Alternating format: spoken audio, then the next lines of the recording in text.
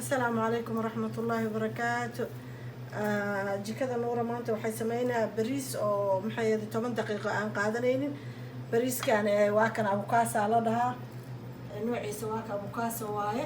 inta xabad digaaga ii yaala, inta wax yar oo saliida, inta wax yar oo milix, inta maaji, inta basal iyo tuun, inta 3 bakeeri oo bariis 3.5 waaye oo bakeeri. marka waa inta la isku dardara shay kala lagu madarayo 10 daqiiqo ku kara insha Allah ila socda.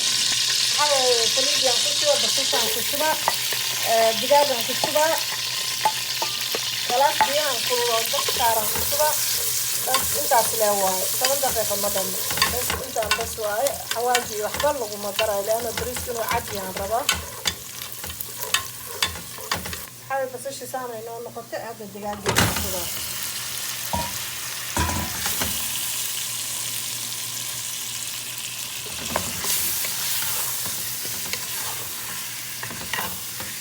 غيران كدبولا خلاص بريس كان كشوا بيها كشوا واتوان دقيقة.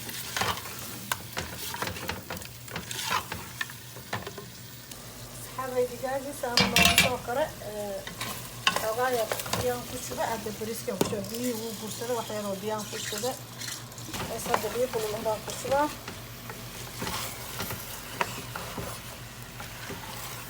بريس 10 دقيقة. هذا هدي وكل الله كشبه.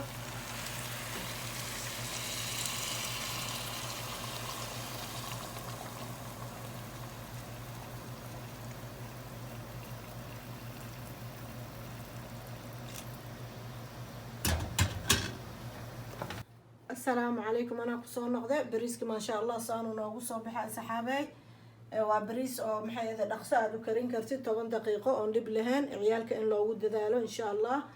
هدوين سو قارو فيديو وقال لاقي شر ولا لاقي قالي قرب استاقينا وابو شيء إن شاء الله. السلام عليكم ورحمة الله وبركاته.